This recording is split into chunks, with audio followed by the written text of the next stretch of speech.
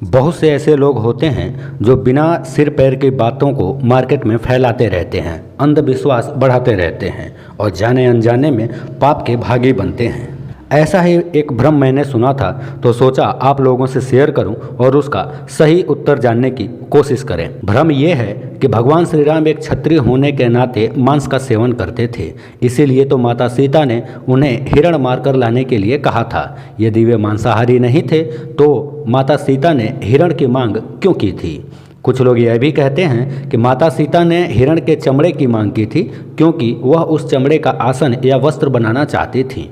लोग सवाल करते हैं कि क्यों माता सीता ने हिरण के चमड़े की मांग की थी और भगवान राम उसे मारने के लिए भी चले गए, जबकि धर्म तो यह नहीं सिखाता। यदि ऐसा था तो भगवान श्री राम एक मांसाहारी थे, जो कि बिल्कुल गलत है। अब इसका उत्तर सुनिए। प्रभु श्री राम, लक्ष्मण और माता सीता ने अपना राजपाट और राजसी वस्त्र सभी को त्याग कर वन गमन किया था।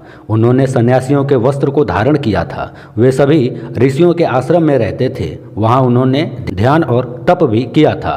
बाद में वे दंडकारण्य में रहने लगे। पंचवटी में कुटिया बनाकर रहते थे। उन्हें किसी मृग चर्म की कोई जरूरत थी ही नहीं, क्योंकि वे शुद्ध, सात्विक और तपस्वी वाला जीवन व्यतीत कर रहे थे। आपने कभी देखा है किसी कुटिया में किसी ने पशु की खाल लटकाई हो?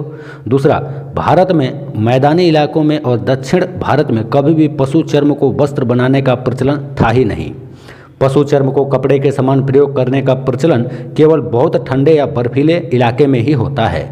आपने शिवाजी के चित्र इसी वेशभूषा में देखा होगा, लेकिन कोई भी वैष्णवी चर्म का प्रयोग नहीं करता है। असलियत यह थी कि माता सीता ने भगवान श्री राम से हिरण को मार कर लाने के लिए नहीं कहा था, बल्कि उसे पकड़ कर लाने के लिए कहा था। सुनहरी हिरण के बच्चे को देखकर जंगल में अकेलेपन को दूर करने के लिए माता सीता ने भगवान श्री राम से उस बच्चे को पालने की इच्छा जाहिर की थी। प्रभु राम ने उस समय माता सीता को समझाने का भी प्रयास किया था, लेकिन वो नहीं समझी। हार कर प्रभु श्री राम उस हिरण को पकड़ने उसके पीछे दौड़ते हैं। जब दौड़ते हुए वो हिरण एकदम से कभी दिखाई देता है और कभी गायब हो जाता है तो प्रभु श्री राम समझ गए कि यह कोई मायावी है। यही सोचकर उन्होंने तीर निकाला और उसका वध कर दिया। क्योंकि प्रभु श्री राम भगवान विष्णु के लीला अवतार थे, इसलिए पहली नज़र में उस मायावी राक्षस को देखने के बाद भी एक सामान्य पुरुष की भांति जब तक उसने अपनी माया नहीं दिखाई तब तक उसे एक छोटा सा हिरण ही समझते रहे और सीता की बात मानकर उसके पीछे दौड़ते रहे। वे सब कुछ जानने के बाद भी वह ऐसा नहीं करते तो आगे की लीला नहीं होती। प्रभु श्री राम का आकलन मानवीय दृष्टिकोण से करना बिल्कुल गलत है। ठीक है, यदि आप ये कहते हैं कि हिरण को इसलिए नहीं मारा था कि उसका चर्म निकालकर उस वस्त्र या आसन बनाया जाए, बल्कि इसलिए मारा था कि उसे खाया जाए, क्योंकि प्रभु श्री राम क्षत्रिय थे और वे मांस खाते थे। इसका जवाब है कि रामायण में कहीं भी प्रभु श्री राम के मांसाहार सेवन के बारे में नहीं लिखा है। हर जगह श्री राम, लक्ष्मण और सीता के द्वारा कंदमूल खाए जाने का ही जिक्र मिलता है। मर्यादा पुरुषोत्तम श्री राम ने वनवास पर जाते समय आहार विषयक प्रतिज्ञा ली थी कि वे कभी भी मांस का सेवन नहीं करेंगे। चतुर्दश ही वर्षाणी वस्यामि विजने वने मधुमूल फले जीवन हित्वा मुनिवद आमिषम। मतलब, मैं सौम्य वनों में एक ऋषि की भांति मांस का त्याग कर 14 वर्ष तक कंद मूल, फल और शहद का सेवन करके जीवन व्यतीत करूंगा। कुछ लोग इस श्लोक के माध्यम से कहते हैं कि प्रभु श्री राम मांस का सेवन करते थे, तभी तो उन्होंने यह प्रतिज्ञा ली।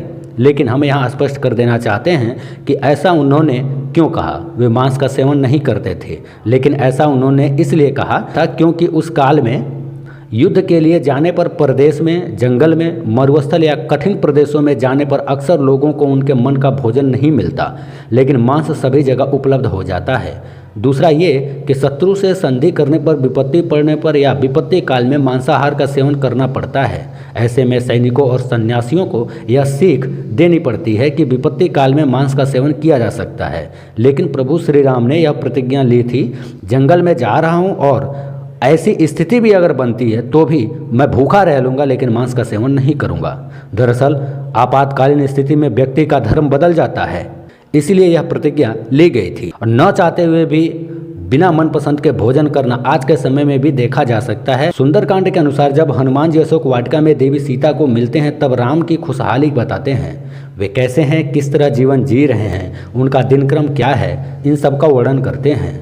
न मांसम राघवो भुक्ते न चापे मधु सेवते वन्यम सुविहितम नित्यम भक्तम शांति पंचमम, यानी श्री राम ने कभी मांस का सेवन नहीं किया, न ही उन्होंने मदिरा का पान किया। हे देवी, वे हर दिन केवल संध्या समय में उनके लिए एकत्रित किए गए कंद ही ग्रहण करते हैं।